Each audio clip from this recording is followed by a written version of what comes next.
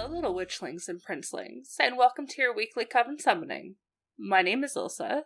And my name is Stacy. And we're Caffeine and Conjuring, a fantasy bookish podcast where we will discuss some of our favorite fantasy reads. So last episode we ended off with Kale revealing to Aelin that Celaena Sardathian is indeed Aelin Galathynius, Aelin's cousin, and she is alive and well, and she is off to Wendelin for her safety. Can I go back to last episode for a second? Okay. And by last episode, I mean between the chapters of 10 and 19. Because I had highlighted something that I had meant to bring up and totally forgot about it. Okay. But in chapter 11, okay, so this is just me being a whiny Kale girly, okay? Okay. Do I need to block my face? I don't think. I just want to have like just a little bit of discussion. Okay. Well, I'll take precautions. Okay. So I don't think it's going to be anything that could induce spoilers or anything. Okay. But okay. Back in chapter 11, Celaena has this whole like, what would Kale make of this? She was here after all because of him, not just in this physical place, but here inside this endless exhaustion and near constant ache in her chest. It was not his fault that Nehemia died, not when the princess had orchestrated everything, yet he had kept information from her. He had chosen the king. Even though he'd claimed he loved her, he still loyally served that monster. Why is it that she still believes that he is blindly loyal to the king when he straight up, back in like Crown of Midnight, was like trying to convince her to just leave with him, that they could go? Like he literally said to her that he would leave everything. It's difficult because it's not his loyalty to the king as it is his loyalty to Dorian and keeping Dorian safe. At the end of the day, he physically can't leave Dorian, even though technically he's now on his way to be with his father. But with the way things are right now, I guess it seems safe enough. Nothing is brewing currently. Or like, at the end point of being brewed. Mm-hmm. So I think going on, like, this mission with his father is different than just running away with Aelin. Mm-hmm. Yeah, I just don't understand why Celaena is still, or Aelin, is still, like, the way that he's chosen the king, even though he'd claimed he loved her, he still loyally served that monster. Like, she should know at that point that he doesn't. Like, that's just, like, I'm just so frustrated. Because I don't know. I feel like, I don't know. Did Sarah forget that she wrote that Kale offered to run away with Celaena, but they didn't? I don't think, like, he would ever actually run away with her, though. I think he is maybe not, but too loyal. Not, like I said, not necessarily to the crown, but to his friend. Which in turn I get that. Yeah. I get but, that like, part. in Celaena's eyes, she's not seeing it as Dorian. She's seeing it as the crown and not leaving Ardalan. Mm-hmm. But wasn't it her that, like, turned down running away, not Kale? I don't really remember how that played out when they had that discussion. Wasn't it like neither of them made like an actual like a real yes attempt. Or no comment, but then Nehemia died and Kale betrayed her with that, and then that all kind of went to shit from there. Could be. Yeah, could be. Because I don't remember that conversation going one way or the other. No. I feel like that was kind of cut and it was just left open-ended. Mm-hmm. Could be. Anyways, we can go back to like the current chapters that we're discussing. before that, if you haven't already figured out, we will be talking about anything and everything related to these books that we've read so far. So if you want to avoid spoilers, make sure that you read Throne of Glass, Crown of Midnight, The Assassin's Blade, and up to chapter 29 of Heir of Fire. And hopefully nothing was really just spoiled for you. I don't think anything was, like, too crazy there, so... This would be a weird episode to, like, start listening to us at, so... Yeah. You know the drill if you've listened to anything else. I think we're safe. Yes. If something did get spoiled for you, we're sorry. Shit happens. Whoops.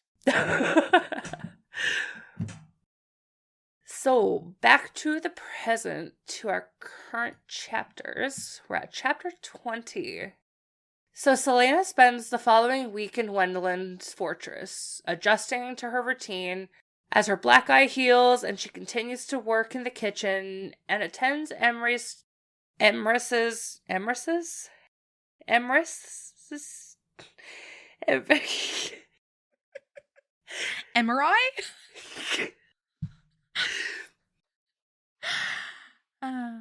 And attends the storytelling sessions by Emrys. She observes the fortress residents, noting their behaviors and potential threats. Luca remains the only person who tries to connect with her, offering support despite her coldness. Her training with Rowan remains unproductive. She cannot shift, and their interactions are filled with tension and hostility. Celaena, frustrated with her inability to shift, asks Rowan to demonstrate his shifting ability. He immediately just transforms into a hawk with a blink of a light. Ugh. Every day I just want to wake up and become a fae. Like, it's not fair that we're just mortals. Let's go frolic in the woods. Yeah. Just wait for the fae. Yeah. Celaena argues with Rowan. Nothing new there. But in a display of dominance, he grabs her... Oh, God, this scene.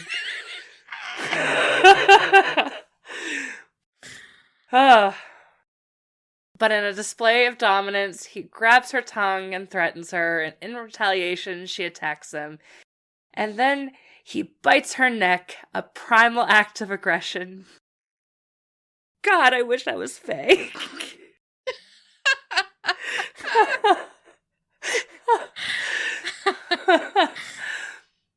So, the bite triggers Celaena's long-awaited shift, and she bares her teeth and roars at him. Wouldn't be my first reaction, but...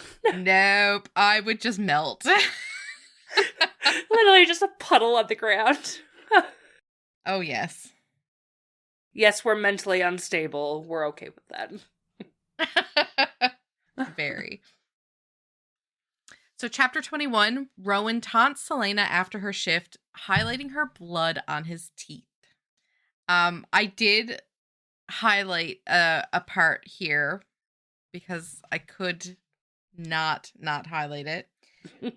He asks, does your lover know what you are? And she said he knows everything. And then his eyes flickered with what emotion she couldn't tell. I won't be biting you again, he said.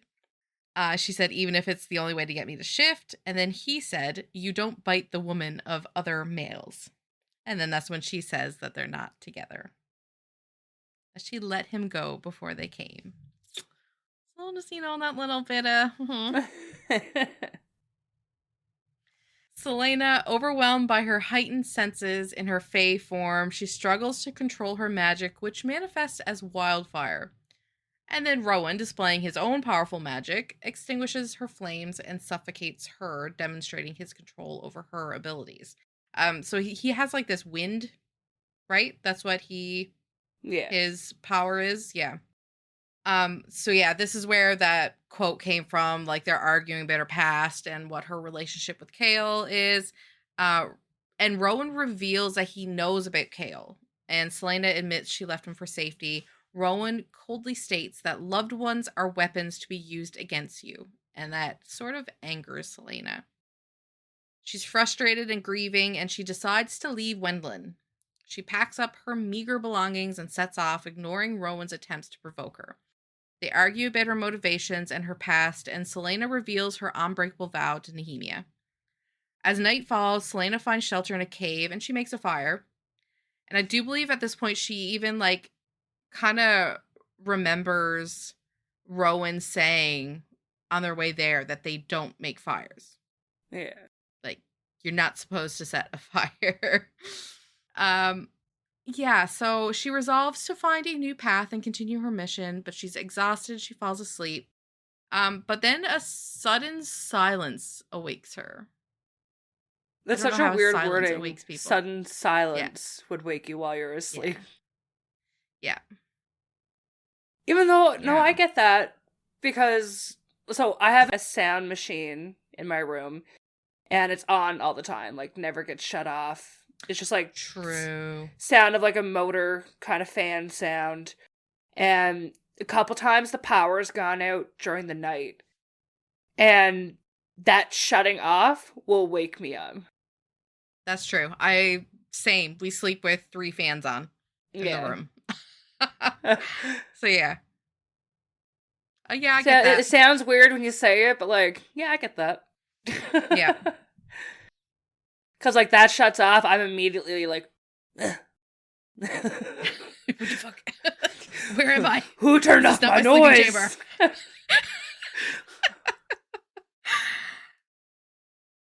So on to chapter 22, Celaena, having left her cave, is stalked by skinwalkers. Despite her attempts at stealth, they find her. Rowan appears and helps her escape. He reveals that they must run towards the river and that mortal weapons will not harm the skinwalkers. During the escape, Rowan displays his fighting prowess, killing one of the skinwalkers. They reach a cliff's edge and jump, with Rowan shifting to his Fae form. Celaena, in a moment of desperation, unleashes her magic, incinerating the remaining skinwalkers. After the encounter, they discuss Celaena's power and the importance of controlling it. Rowan explains the nature of magic, its potential dangers, and the need for control. He also shares a story about his past torture. She always picks the tortured ones. Yeah. Not that she picked Rowan, but you know what I mean. Not yet. Stop it!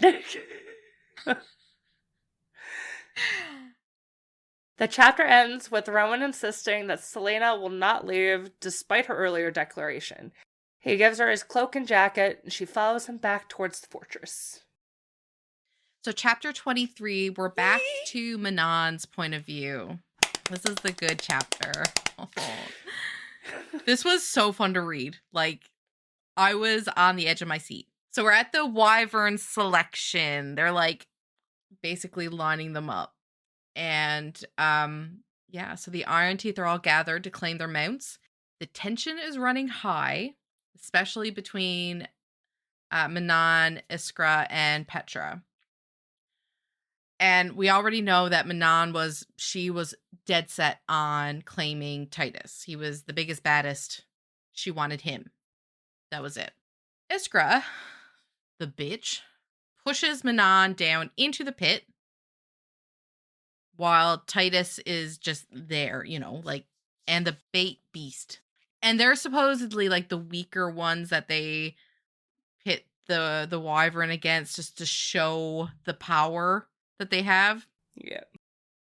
So this was like really surprising for me. I thought that Titus was definitely going to be like, just there was going to be this connection between them, right? Like that was where my brain went with this chapter. I'm glad you still thought that, considering I mentioned a name. Yes. And to me, I just thought, well, maybe, you know, there's like a name change that happens. I had no idea. No clue. Obviously the chance of her getting a different Wyvern than Titus was also floating around my head. But yeah, she like trying to get out of the pit because, I mean, they're pissed. She hits the bait beast chain to like let him loose, and even though he's smaller and weaker, supposedly, he defeats and kills Titus. I love the emphasis on the connection that she had with the little bait beast. Like, they had that moment where they looked at each other and, like, they felt something there. And then she was like, all right, let's do this. We're allies. We got this. Yep. Exactly. Like, there is that connection there between them. And that's who she claims as her mount. That's who she wants, and she names him Abraxas. And obviously this decision was met with disapproval, particularly from her grandmother, who views Abraxas as unsuitable and a humiliation. We'll see about that. She called it like scrappy piece of meat or something too, I think. Something along those lines. But Abraxas himself is revealed to be an older, smaller wyvern who has been used as bait and is considered inexperienced. So we learned with this chapter that he is the oldest, right? He was the oldest bait beast. Yeah. But despite all that, Manon, she is determined to train Abraxas and prove everyone wrong. I love that. Yep. Like, you're already seeing that, like, Manon has a soft little heart in there underneath all the iron.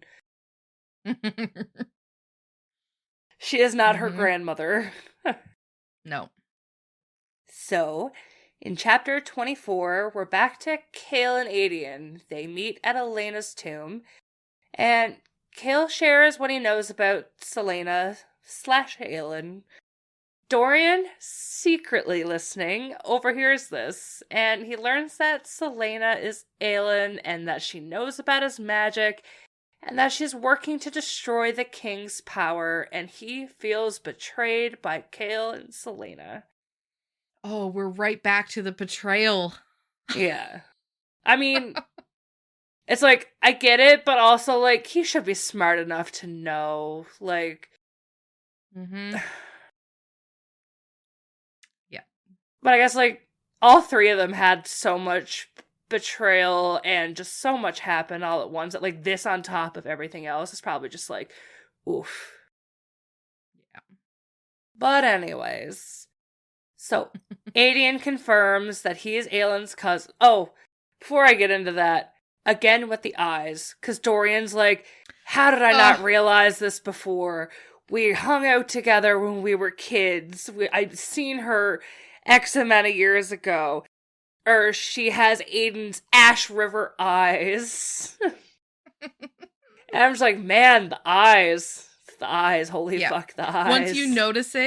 Once you notice how much she focuses on eyes, you can't not notice it. It feels like that episode of How I Met Your Mother when, like, they point out someone's, like, annoying habit and then, like, everyone hears it all the time. It's like, ever since you mentioned the eye thing, that's all I read now. That never... It's like the first description of anybody that comes into it is what their eyes look like. I never, like, fully processed how much that was said the first time I read through these. And now that you mentioned it, I'm just like, every fucking person. Everyone's eyes. I mean, it could be worse. Yeah. So, Aedion confirms that he is indeed Aelin's cousin and loyal to her, and he and Dorian argue, with Cale defending his actions as necessary for Dorian's safety. He withholds the truth about Aelin, but discusses their potential allies and plans for their cause. He is determined to avenge Aelin and reclaim their kingdom.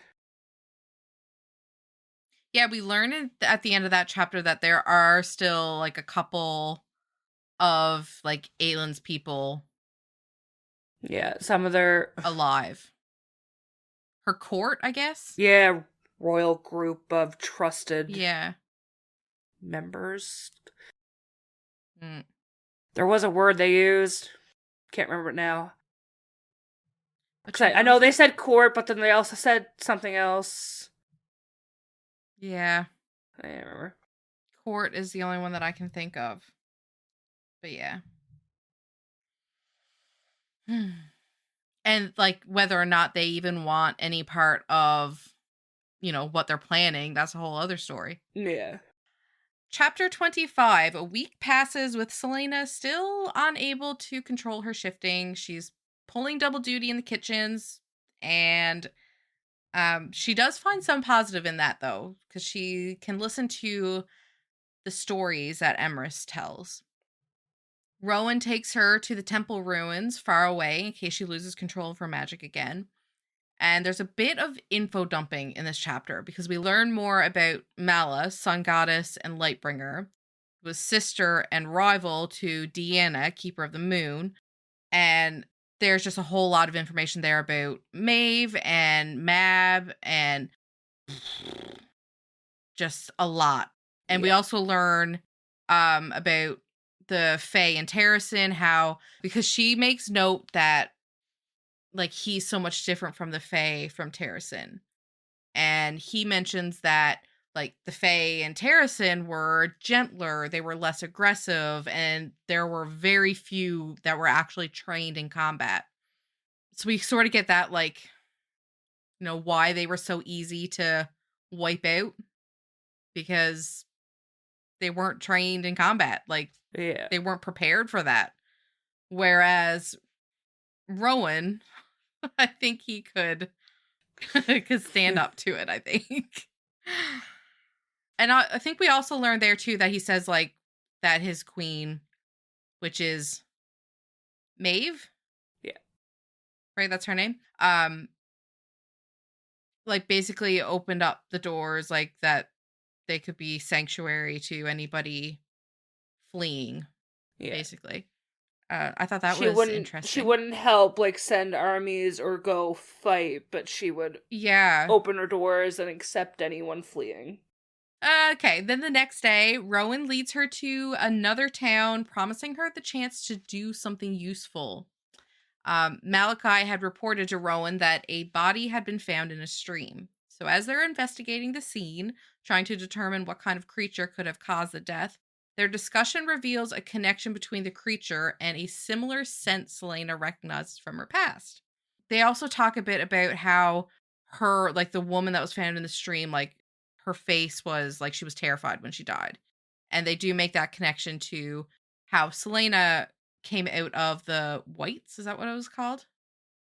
Yeah. Yeah.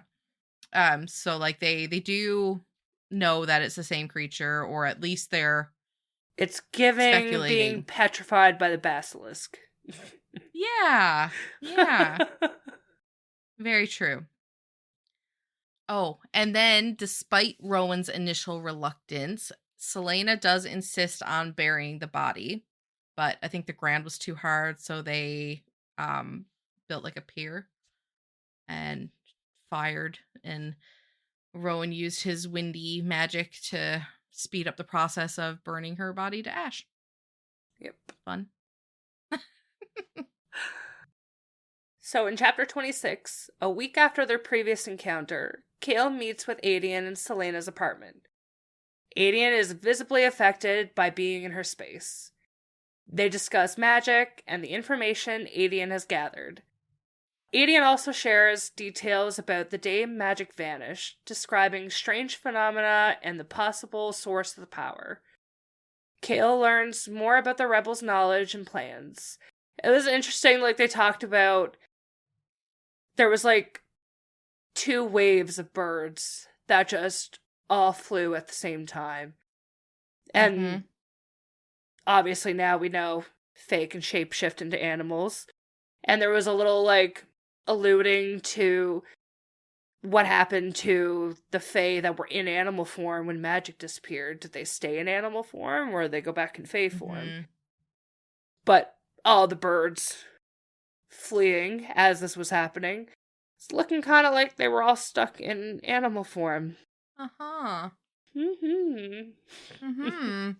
Also in this same conversation, Aedion does say that they had been in the southern part of the continent, having just arrived in Skull's Bay. Yes. So it's pretty interesting getting that little callback to Assassin's Blade. So we switch over to Dorian, who's continuing to visit Sorsha. He is drawn to her, and their interactions become more personal. Sorsha is helping Dorian research and control his magic. They conduct an experiment to see if increasing iron in Dorian's diet will dampen his magic. During the experiment, Dorian experiences a surge of power, but the iron seems to have some effect. So I love, the whole thing was just funny to read, because the little joke about, like, your blood has iron, shouldn't it do this? Mm-hmm. It's like, I would never think, like, make the connection, like, you know, the iron door stops magic from happening, but, like, your blood has iron. Yeah. But anyways. Yep. So in the aftermath of the experiment, Dorian, overwhelmed by the moment, kisses Sorsha. The kiss is brief, and Sorsha seems surprised and perhaps embarrassed, and Dorian is left wanting more, unsure of her reaction. Mm-hmm. Yeah, she didn't really react like I would have expected somebody who was apparently in love with him for 6 years to react. Yeah. Yeah, I could Or think how of... I would react. Yeah.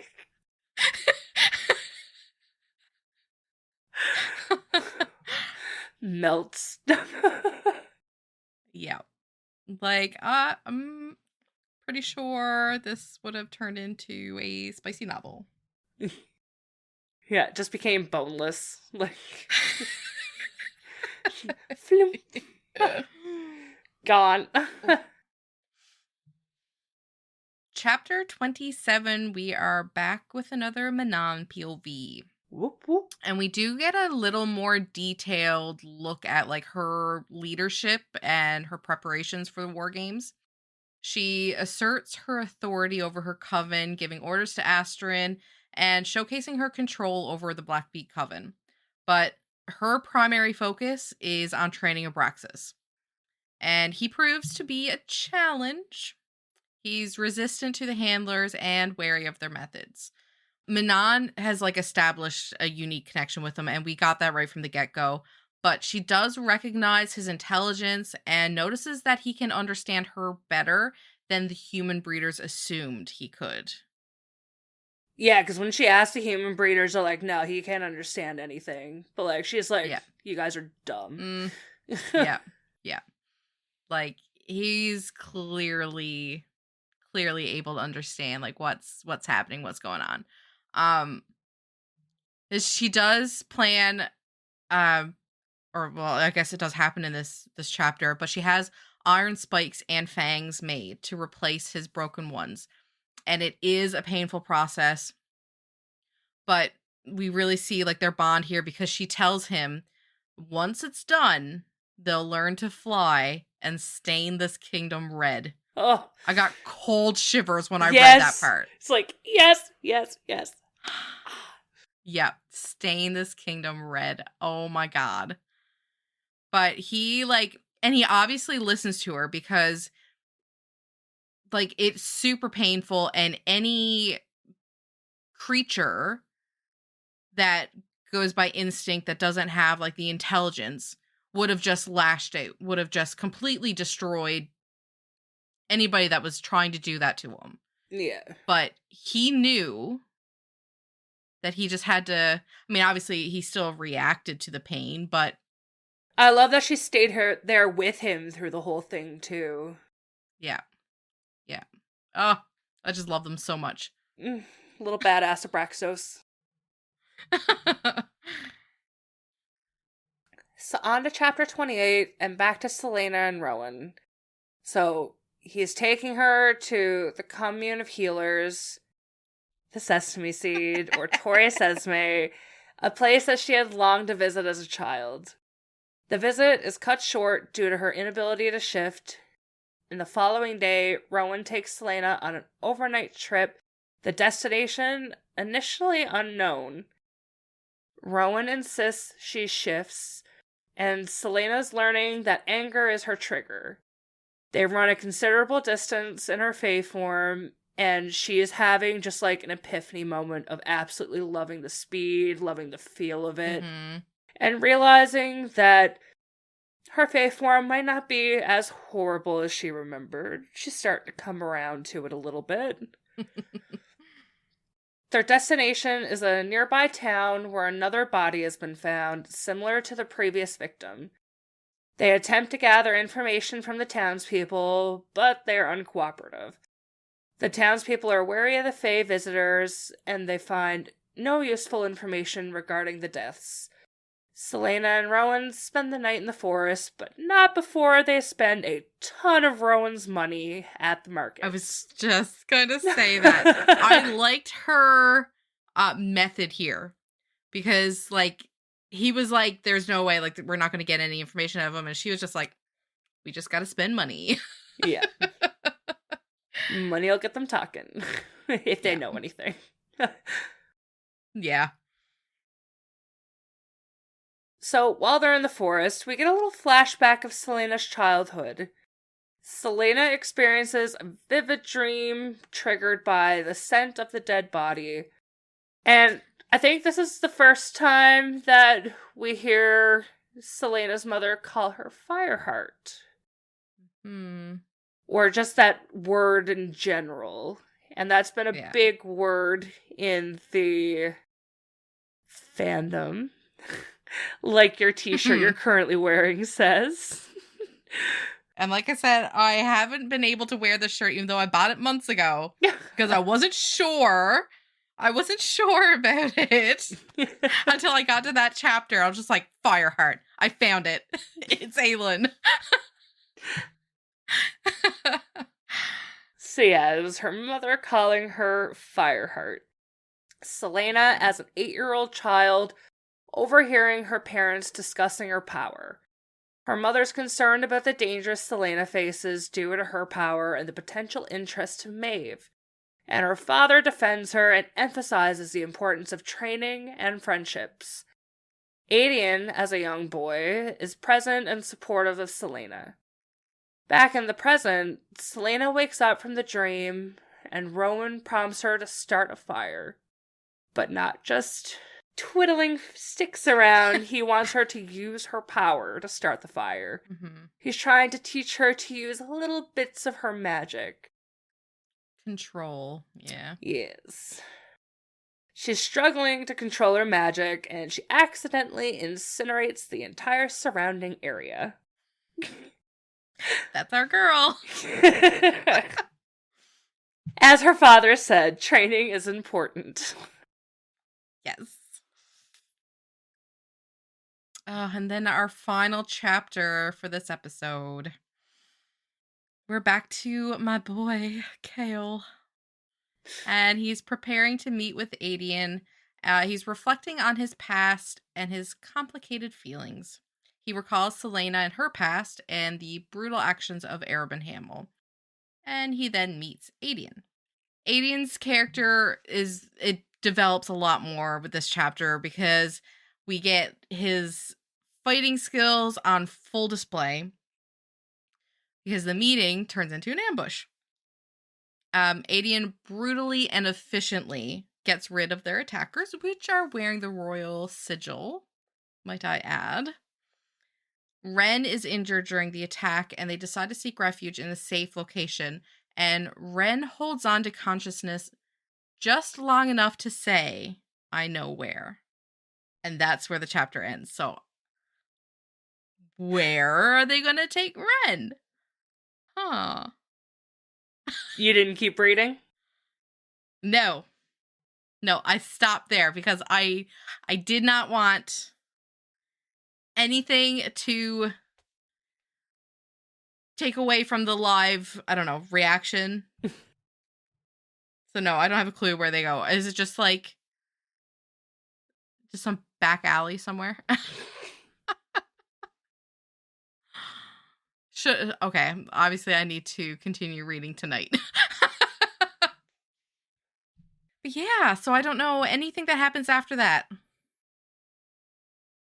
Do we have any new thoughts, feelings, theories about any of the characters? No. No, just more questions. Nothing's been answered. How are your feelings on Rowan? I mean, probably very, very similar to your thoughts on Rowan.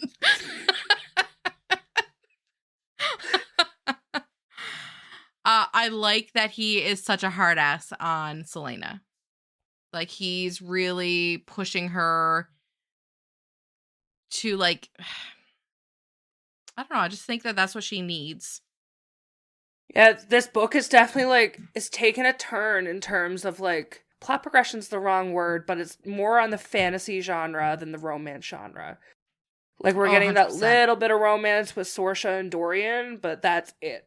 And then the first 3 books were romance, romance, romance. Love triangle, romance. Lover died, romance, romance. A little bit of fighting. Yeah. Yeah, I felt like that right from, like, the get-go from this book. That this finally felt like a fantasy book. I mean, yeah, obviously the first 3 were fantasy, but you don't get it quite like you do with this book. Because now, like, the Fae are in full force, and there's magic happening, and there's shifting, and yeah. I can't wait till some relationships blossom in the future, because you're going to be like, what? I'm already like, what?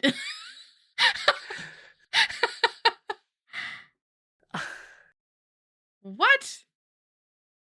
How long do I have to wait? I really want to say something, but I really don't want to, because I don't think enough characters have been introduced yet to say this without you figuring things out. Guessing, yeah. Damn it.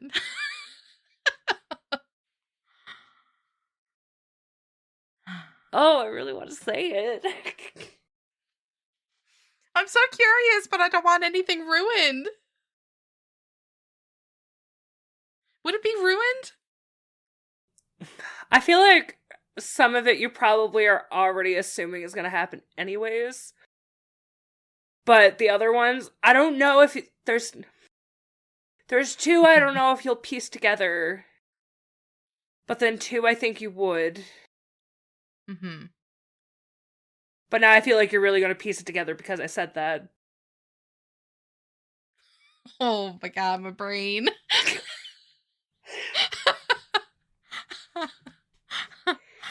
I'm sorry.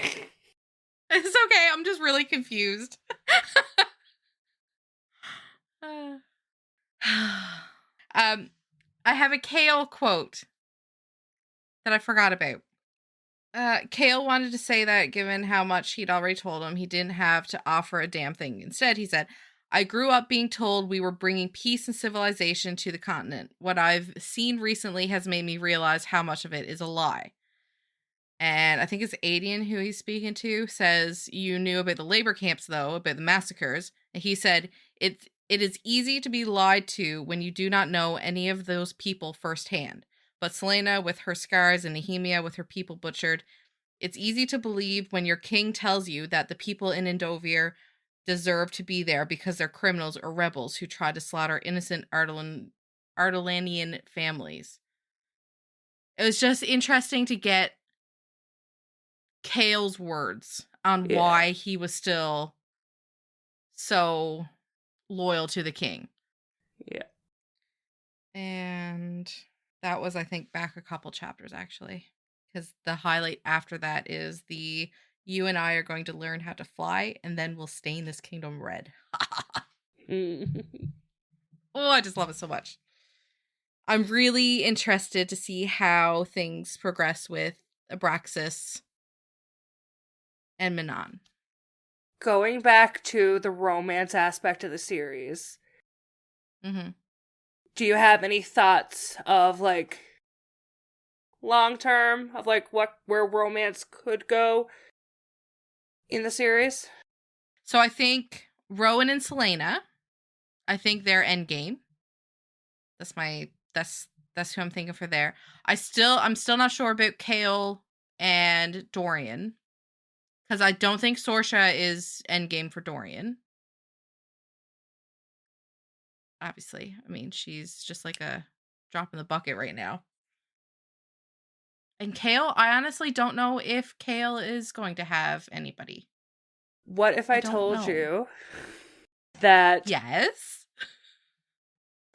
4 couples, 4 endgame couples have all been introduced already?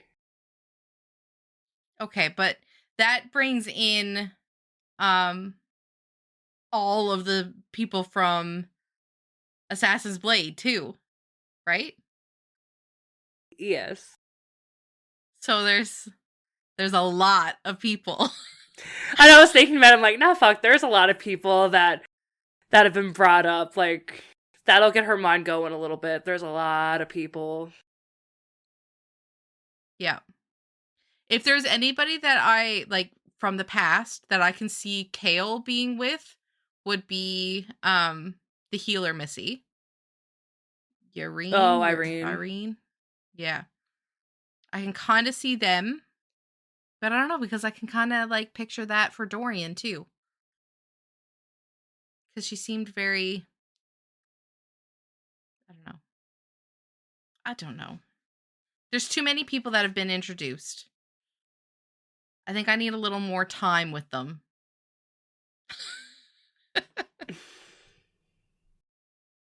Only one of the couples have met in person thus far.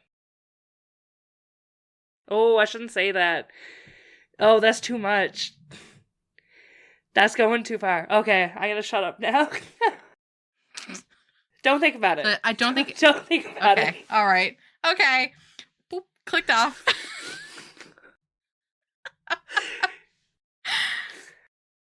Oh, I can't stop thinking about it.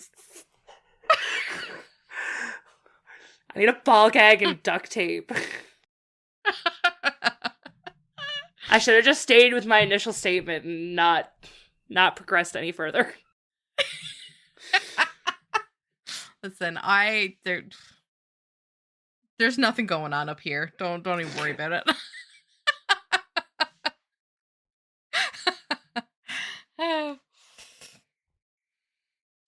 So where are we ending things? Selena is still like in the woods with Rowan, right? Mm-hmm.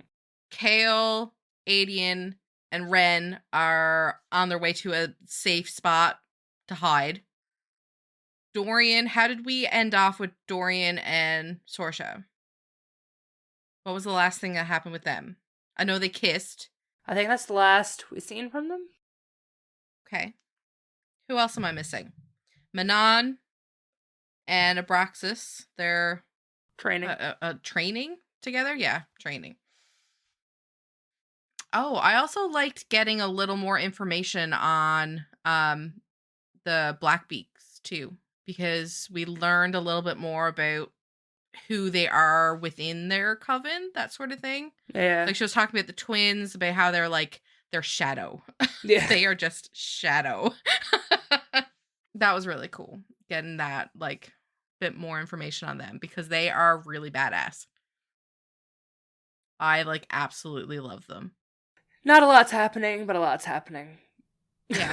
Like nothing like significant. Groundbreaking yet. Yeah. Yeah. Yeah, significant was the wrong word. Groundbreaking is, accurate. Yeah. Yeah. So we'll see. We'll see where the next 9 chapters bring us. Then we'll be like in the middle of the book, right? I think Yeah. So we'll get some, usually that's where there's a nice climax. Wrong word? I don't want to get there. Oh, okay. Oh, my mind was not in the gutter with you there. Weird for me, but my mind was actually on like the climax of the book. Oh, okay. So yeah, my face is about what happens in the book. Oh, I'm so interested. But I feel like when I'm thinking of it happens more towards the end. But I honestly can't remember. It could happen in the next chapter. I have no fucking idea. I guess we will find out next week. Yeah. So, until next time. And with that, our coven summoning comes to a close. Don't forget to hit the subscribe button on Spotify or Apple Podcasts. And follow Caffeine and Conjuring on Instagram and TikTok to stay up to date on our journey through Throne of Glass.